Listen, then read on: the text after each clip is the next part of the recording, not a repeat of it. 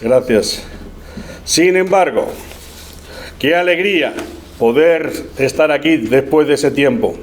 Como diría la gran artista Lina Morgan, cuando uno se mira al espejo, ve esas fotografías, dice: ¡ay, madre, cómo se estropean los cuerpos! Sin embargo, aun cuando los cuerpos se estropean, tenemos la capacidad en el espíritu de mejorarlo día a día. ¿Amén? Amén. Aun cuando Jesús ha hecho la lectura en el libro de Hechos, la verdad es que yo me voy a basar en el Apocalipsis capítulo 2, versos 12 al 17, por si alguien quiere hacer la lectura. No la voy a hacer hoy. Capítulo 2, 12 al 17, donde está el mensaje a Pérgamo, a la iglesia, a la congregación de la ciudad de Pérgamo. ¿Cómo pasa el tiempo? El tiempo de nuestra vida se nos otorga con fecha de caducidad. Es una cuenta atrás que no para desde el momento de nacer. Es un regalo, un bien muy valioso que hay que aprovechar y no malgastar. Nuestro tiempo aquí en la tierra va disminuyendo constantemente. Hay gente que cuando le preguntan la edad, ¿qué dice? ¿Ya tengo 50 o menos 50? Porque en realidad aquí en la tierra siempre es un tiempo de descuento.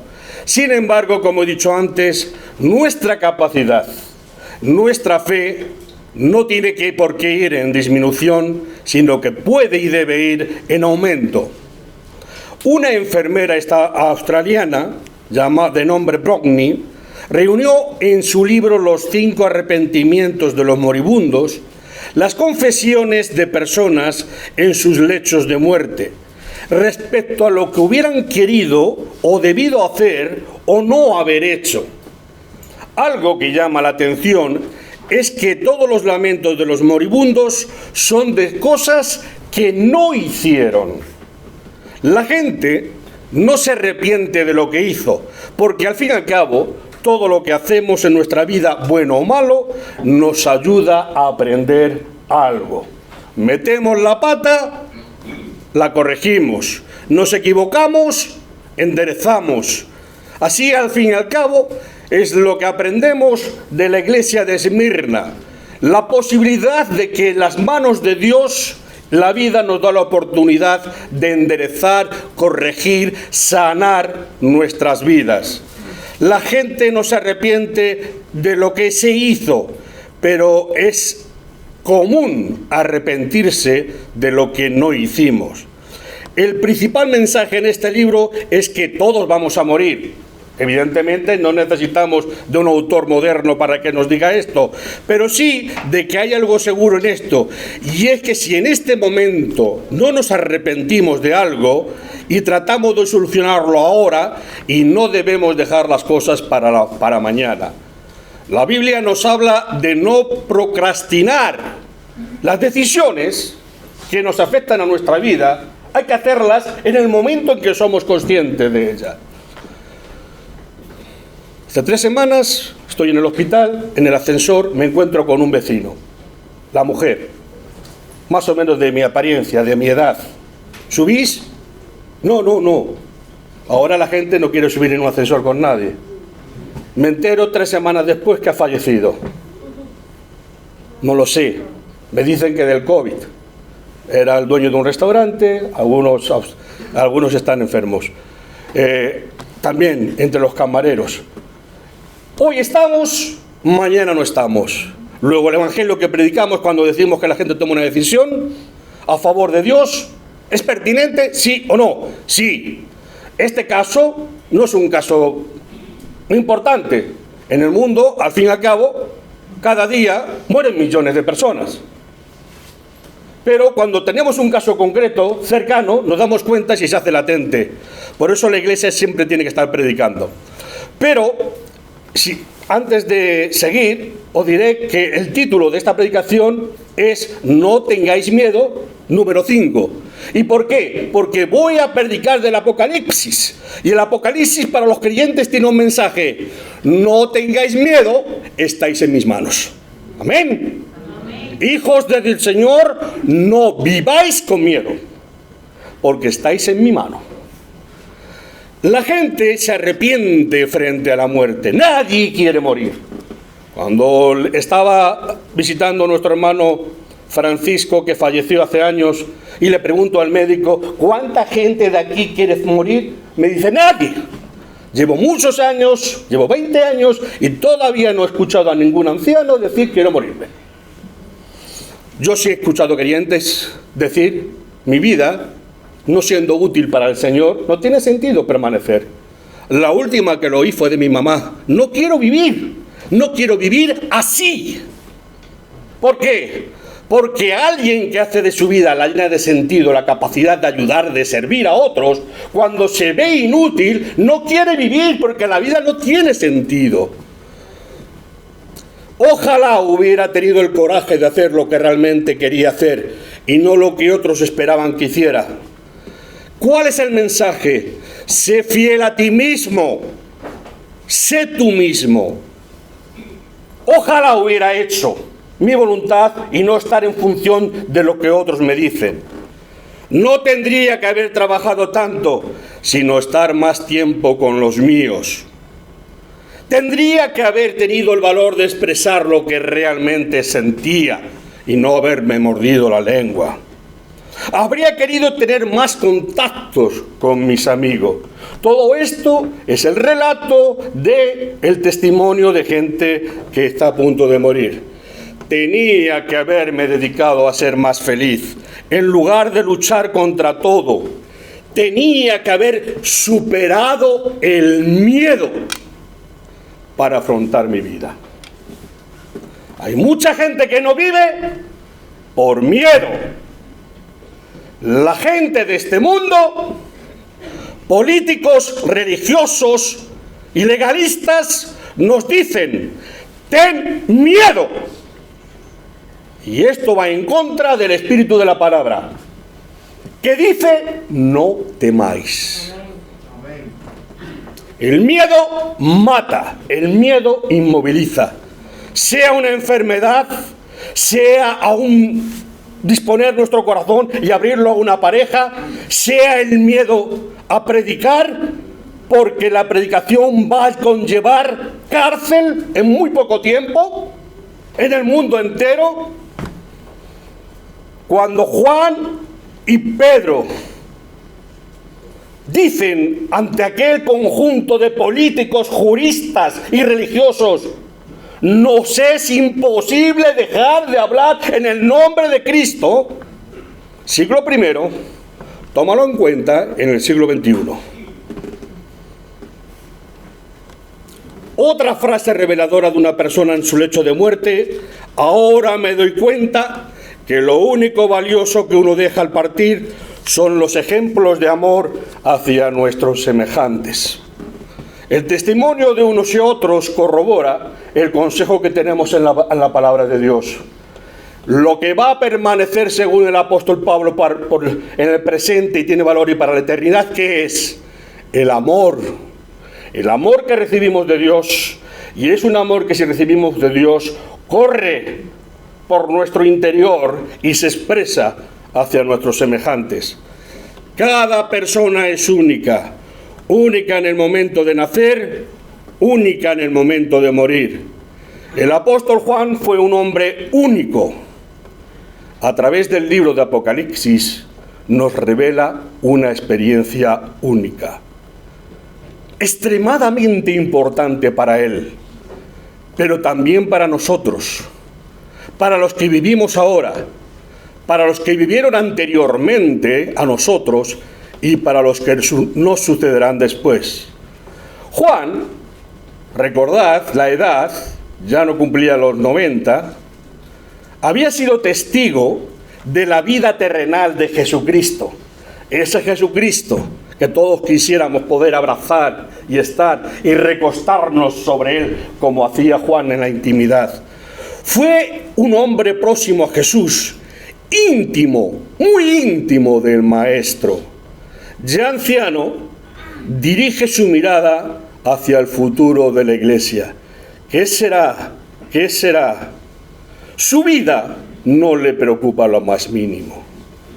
Quien ha estado íntima con el Señor no te preocupa tu vida en lo más mínimo, si verdaderamente eres creyente, porque sabes que te ocurra lo que te ocurra, tu destino está en las manos del Señor. La oscuridad de la cueva donde vivía no apaga la luz que encendió su alma el Maestro. ¿A dónde iremos, Señor? Si yo no vivo tu mensaje, ¿de qué mensaje, Señor, puedo recibir en este mundo que me alimente mi alma? La oscuridad no apaga tu luz. La soledad del aislamiento en esa pequeña isla improductiva no les lleva a olvidar que pertenece a una gran comunidad. ¿Creéis vosotros que los creyentes de Madrid somos nosotros? ¿Sabéis los miles que hay, los millones? ¿Sabéis los millones de personas que adoran en su alma y en su espíritu hoy a Dios en la tierra? Los que sabemos y los que ignoramos. Hay muchísima gente que anhela, que ama a Dios. Algunos hemos tenido la capacidad, la bendición de conocerlo en nuestra juventud. Otros lo conocerán, otros la vejez. Y otros en el íntimo fuero suyo. Porque recordad, desde que nacemos y desde el vientre de nuestra madre, desde el primer segundo, el Señor deposita nuestro espíritu en aquellas dos células que se juntan. Dios ya está ahí en la vida de cada uno de nosotros. Y por tanto, formamos parte de un organismo universal y vivo. Pero por si tuviéramos alguna duda, nosotros, que no Juan, me recordaba a Juan el Bautista, id y preguntad si es él o es otro. ¿Creéis que Juan tenía alguna duda cuando el Señor Jesús dice que no se ha levantado hombre de la calidad? ¿Creéis que un hombre de esa calidad duda? Dudo yo, pero yo sé que él no dudó. Pero en cambio, yo no me preocupo por mí, me preocupo por mis hijos, por mis nietos, por aquellos que no conocen a Dios. Y en tanto que tengo esta preocupación, Señor, ¿qué va a ser de los míos? ¿Qué va a ser de tu iglesia? Y tengo esta preocupación, espero de Dios una respuesta. El Cristo resucitado se presenta ante él, capítulo 1, como un poderoso gigante vestido de sacerdote, blanco, reluciente, resplandeciente, que nos dice: yo estoy entre la iglesia, tengo el mensaje, el espíritu vuestro sobre mis manos. Soy el Maestro. Mi enseñanza, Juan, siempre llegará a todos a través de los siglos. Nos han cerrado las iglesias y hoy yo venía escuchando la predicación de Jesús, de nuestro hermano Jesús, ahí. Pero yo lo puedo escuchar y el australiano, y el japonés, y el de Estados Unidos. La difusión de la palabra de Dios es hoy más potente que nunca. Hay páginas donde hay millones de seguidores cuando he predicado el Evangelio. Hace años yo lloraba. ¿Y sabéis por qué lloraba? Pensaba que muerto nuestro hermano Cardona y nuestro hermano Juan Antonio Monroy, no habría predicadores en el mundo. Dios levanta hasta de las piedras gente que testimonia.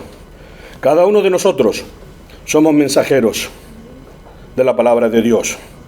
Soy el Maestro, Juan, no te preocupes. Mi enseñanza proseguirá. Soy el Señor y siempre permaneceré en medio de la iglesia. Soy soberano, soy el pastor y yo siempre protegeré a mis ovejas. ¿Quién me está diciendo eso? Que el alma de Juan tenía preocupación por todos y cada uno de las congregaciones que él había contribuido a levantar y a fortalecer. Amén. Es una preocupación legítima del que dedica su vida a tener hijos ajenos, hijos espirituales, hijos para Dios. ¿Qué va a ser de mis hijos? Dios te dice, Jesús, tus hijos son mis hijos y están en mis manos. Gracias, testigo fiel, por lo que tú has hecho.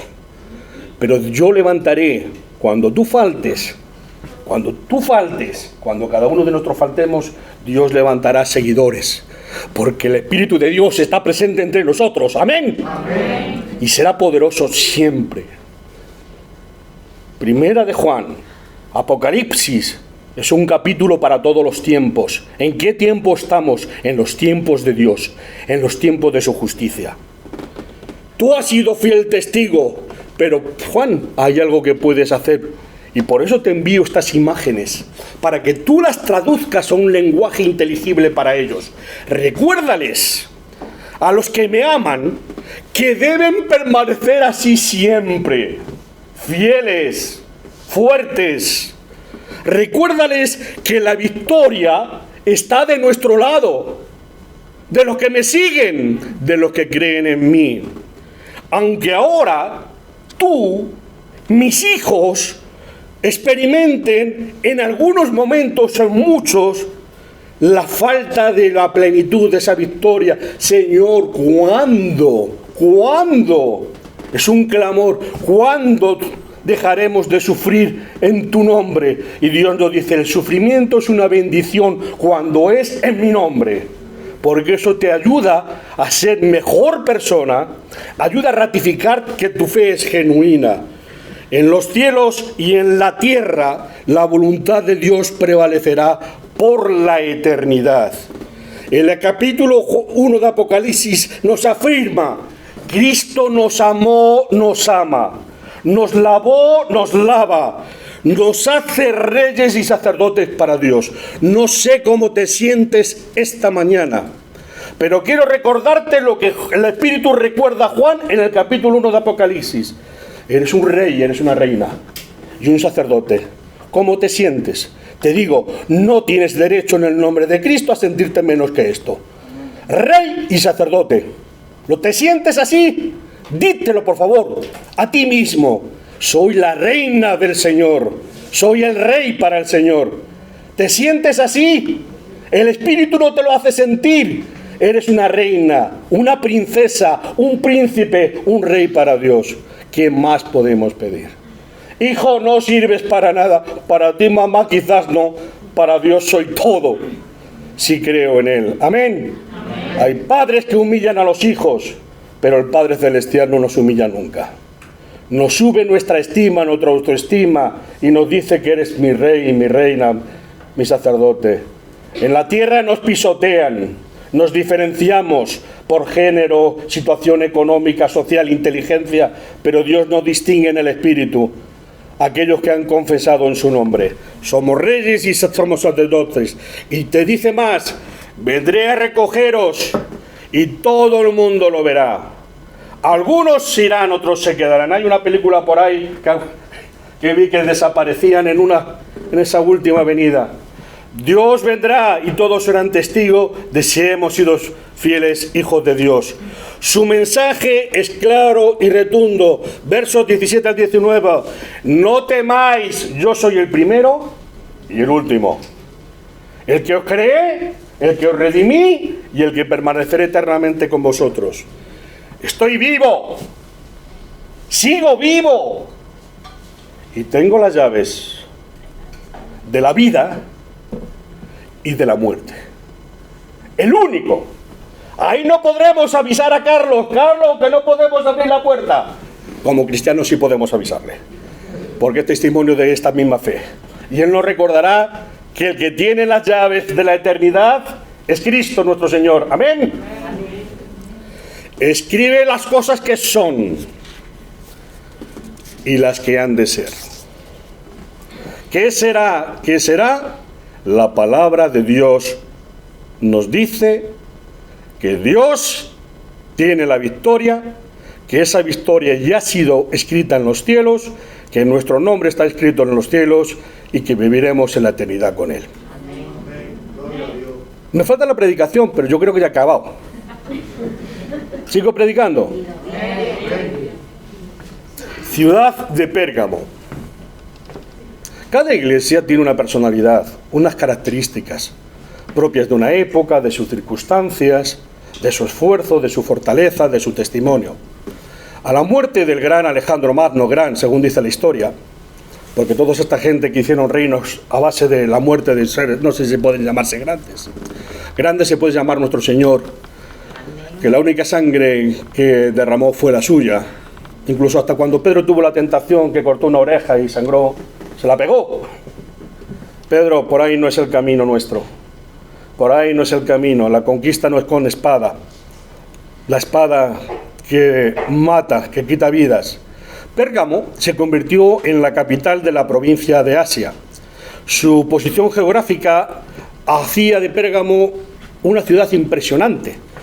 Construida en una alta colina, desde la cima se podía ver el mar a más de 25 kilómetros de donde estaba situada.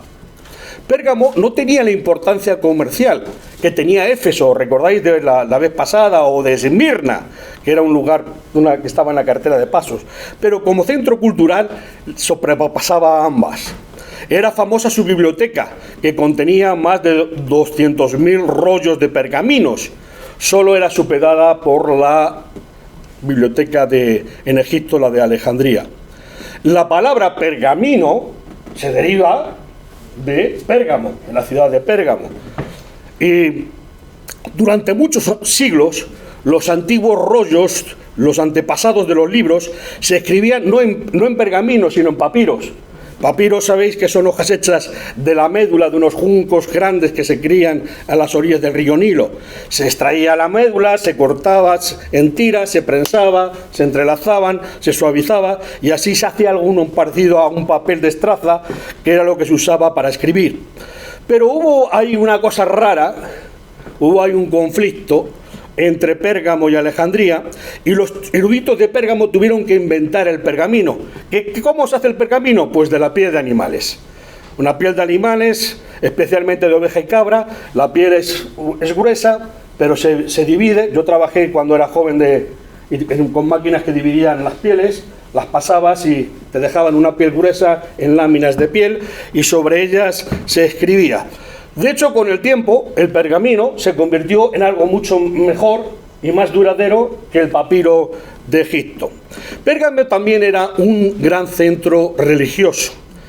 Yo conozco tus obras y donde moras, dice la palabra de Dios en el verso 13 del Evangelio de Apocalipsis, donde moras, donde está el trono de Satanás. Donde está el trono de Satanás. ¿A qué te refieres, Señor, con decir con el trono de Satanás? Mira, de momento, al igual que en Esmirna y que en Éfeso, hay muchos templos. Allí un gran templo de Zeus, delante del templo de Atenea, destacaba sobre la gran colina de Pérgamo. Se erguía sobre una roca, 15 metros de altura más tenía el templo, parecía un trono inmenso en la montaña. Todo el día subía el humo que se sacrificaba y que se ofrecía al dios Zeus.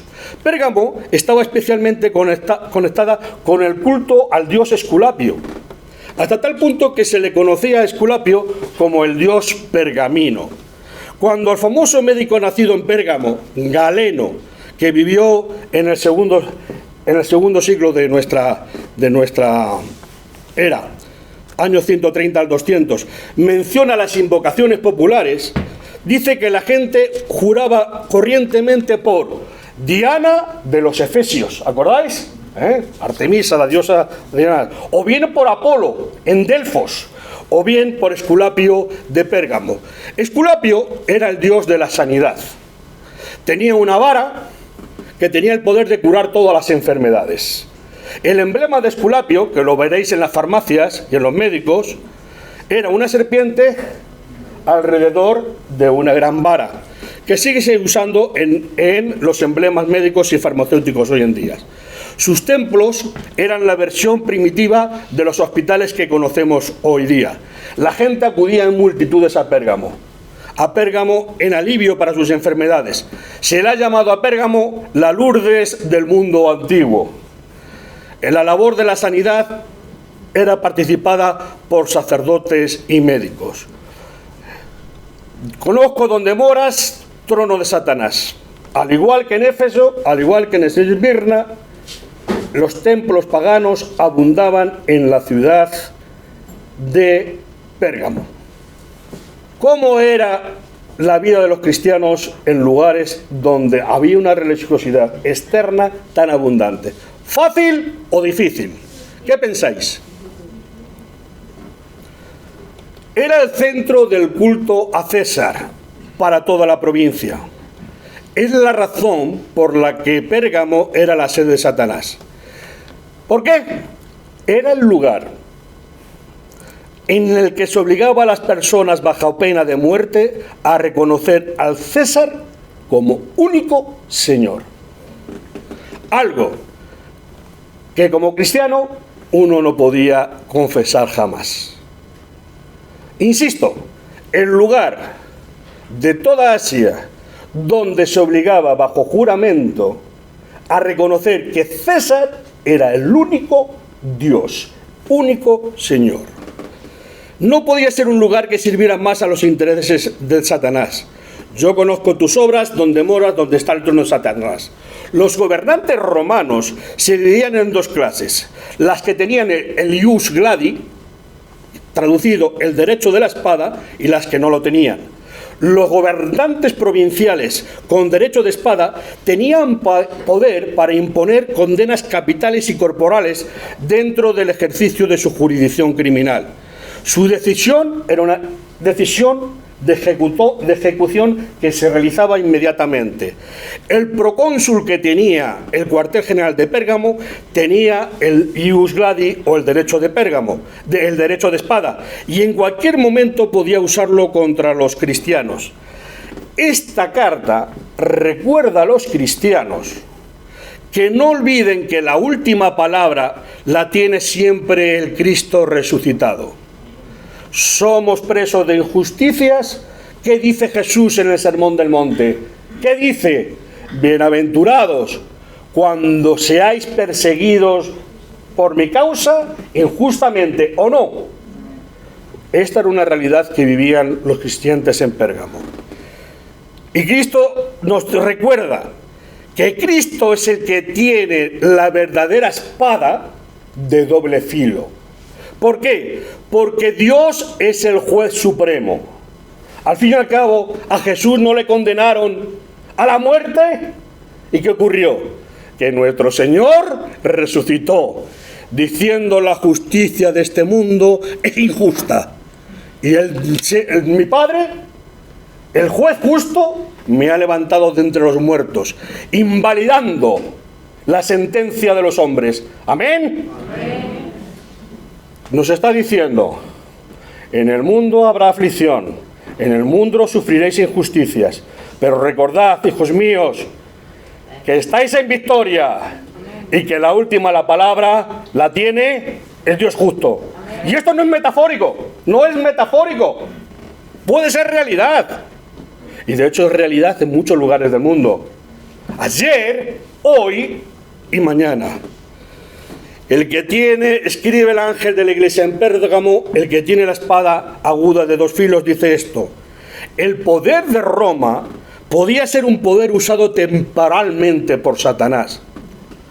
Las autoridades, los gobernantes, recordad que hay un cambio desde que Romano dice reconocer al gobernante como la mano de Dios, Apocalipsis que dice, cuidado, que la mano de Dios ha vuelto injusta. Cuidado con los gobernantes que dicen que os calléis, que no habléis en mi nombre, que os hagáis esclavos. Miraros al espejo, miraros lo que están haciendo con nosotros. ¿Por qué los gobernantes nos llenan de los muertos por COVID? 1.640.000 hasta este momento. Y de los 52 millones de abortos que llevamos este año. ¿No tienen valor para los gobernantes? 52 millones reconocidos legalmente. ¿Contra eso nos levantamos? Ah, no. Contra eso firmamos decretos de obligación de abortar. Recordad quién es el enemigo. Satanás. Recordad qué hace y cómo utiliza Satanás. Por 1,5 millones, donde el 80% nos dicen que no es verdad, que no es COVID, que son otras añadidas, y de 50 y tantos millones no abrimos la boca. Ahí lo dejo. El poder de Cristo resucitado, nos dice la palabra, es mayor porque el poder de Cristo es último y definitivo. ¿Qué le dice aquella iglesia cristiana el mensaje del Espíritu a Juan? Es una iglesia valiente e íntegra. Conozco tus obras, donde moras, donde está el deshonor de Satanás. Pero ¿qué le dice? Pero retienes mi nombre y no has negado mi fe. Ni aun en los días en que Antipas, mi testigo fiel, fue muerto entre vosotros, donde mora Satanás. Conozco tus obras y donde moras. Ser cristiano en Pérgamo suponía un compromiso muy difícil. Puede que nos parezca que es más fácil ser cristiano en otro lugar y en otras circunstancias, pero el llamamiento del cristiano supone dar testimonio de Cristo donde la vida nos ha situado y en el momento que nos ha hecho vivir. Cuanto más difícil sea ser cristiano en algunas circunstancias, mayor será el cuidado que tengamos que tener para permanecer fieles. ¿Amén? Donde Cristo, y esto voy a decir, y lo han testimoniado a lo largo de los siglos, donde la iglesia es perseguida, la iglesia crece. Porque donde se nos expone a la posibilidad de dar testimonio, la iglesia crece. Si los cristianos de los primeros siglos hubieran salido huyendo cada vez que se les presentaba un compromiso difícil, no habrían llegado a nosotros el testimonio de Cristo. Los cristianos de Pérgamo demostraron que era perfectamente posible ser cristianos en aquellas circunstancias, aun cuando su testimonio acababa en martirio. De Antipas, a que se nos refiero aquí, mi testigo fiel, nada sabemos. Tertuliano transmite una leyenda tardía según la cual murió asado lentamente dentro de un toro de bronce. El Cristo resucitado llama a Antipas mi fiel mártir. Hay que tener presente que mártir es la palabra griega para testigo. Y en la iglesia primitiva, ser testigo y ser mártir casi era la misma cosa. Ser creyente en algunos tiempos, en aquellos tiempos en que los césares se convirtieron en emperadores, pues y abusaron del derecho, abusaron de su legitimidad, menospreciaron al Dios único y verdadero, fue un tiempo difícil para ser fieles al testimonio. Pero retienes mi nombre y no has negado mi fe. Eres valiente y eres íntegro, le dice el Espíritu a la iglesia de Pérgamo. Hay quien está dispuesto a dar testimonio en círculos cristianos, pero no a enfrentarse a oposición, a burlas o a dificultades. Negamos la fe cuando no estamos dispuestos a pagar el precio de ser consecuentes con nuestro compromiso con la verdad de Dios. Pedro, apártate de mí, Satanás. ¿Quién le dice esto? El Señor Jesús a Pedro, cuando Pedro le dice: no te conviene, Señor, ir a Jerusalén, porque te va a esperar lo malo. Apártate de mí, Satanás. En el nombre de Cristo no solamente estamos llamados a gozarnos con Él, sino a también sufrir por su causa. Amén. Amén. Cada sufrimiento que tú tengas en el nombre de Cristo es puesto tu haber en los cielos. Te hace digno hijo de Jesús. Nos hace dignos no solamente de gozarnos, sino de sufrir. Apártate de mí, Satanás, porque yo tengo que enfrentar la cruz. He venido para esto, porque solamente las obras de amor, las obras de valor, el amor sacrificial cristiano tiene valor para que vosotros tengáis asegurada la eternidad conmigo. En Apocalipsis, Cristo mismo es llamado el fiel mártir. El fiel mártir, lo mismo que dice a mis hijos de Pérgamo: estáis en la misma categoría que yo, fieles mártires. Algo mayor que el alumno sea considerado maestro, algo mayor que el Hijo de Dios esté a la altura de Dios mismo. Hasta los ángeles nos envidian de la suerte que nos ha propiciado nuestro Señor, que nos llama hermanos y nos da la posibilidad de recorrer el camino que Él ha recorrido. Voy a acabar, no porque no tenga mucho que decir, sino porque el tiempo transcurre. todo era bueno en Pérgamo, todo era bueno en la congregación. Todos tenemos que tener comprensión, porque como digo de broma con mi mujer en inglés, nobody's perfect. Nadie es perfecto, solo Cristo nuestro Señor. Amén. Todos en nuestra vida damos testimonio y a veces sin darnos cuenta hablamos de la amargura. Yo muchas veces ahora soy tentado a callarme. Cada vez, ¿cómo está usted? En el nombre de Cristo, amén. Y ayer mismo hablaba con una vecina que se había dado tiempo, digo, yo leo los periódicos, veo la radio, me entristezco, abro mi Biblia y me alegro. En cuanto mencionas la Biblia, mencionas al Señor, la conversación se acabó. Haced la prueba. Haced la prueba. Y tenemos la tentación de decir, no voy a hablar más en tu nombre, Señor. No hago amistades. Tengo que decir, ay, pobrecito, qué mal estoy. A lo mejor me toca también a mí. Y me llaman y tengo que morir de COVID. Mi mujer no tiene sistema inmunitario. Insisto. Prudencia, toda. Pero exposición en el nombre de Cristo, toda también. Amén. Tenemos un ejemplo en nuestro pastor. Su testimonio habla 1000 veces más que sus palabras. Amén. Tenemos un testimonio en Cristo. Yo doy gracias a Dios por Jesús Manzano Martínez, en tanto referente y testimonio que en sus enfermedades y en su salud expone su vida por servirnos. A veces tenemos ángeles entre nosotros y no los reconocemos. ¿Es perfecto? No. ¿Soy perfecto yo? No. ¿Ama a Cristo? Sí. ¿Es amado por Cristo? Sí. Hermanos míos, a aquella iglesia se le dice, hay muchos entre vosotros que ya estáis con componendas. Pero hombre, un juramento en falso no pasa nada. Si a ti te llevan a Santa Soledad y te dicen que tú eres uno de ellos, haz como Pedro. No, yo pasaba por allí, pero de ellos no soy. Soy, ¿sabes cómo soy? Simpatizante. Yo bautizar, yo no. Es que iba por ahí y me caí. Pero usted está aquí apuntado. Bueno, porque sabe usted cómo es esa congregación, que enseguida quieren ponerte en su nombre. Hay gente que rehuía de pagar el precio de ser cristiano. No es broma, ¿eh? Lo digo sin todo para que lo entendáis. Es lo que ocurría. Algunos decían, se nos dijo que no tomáramos de los sacrificados de los ídolos. Hombre, pero el apóstol Pablo dijo que tampoco pasaba nada.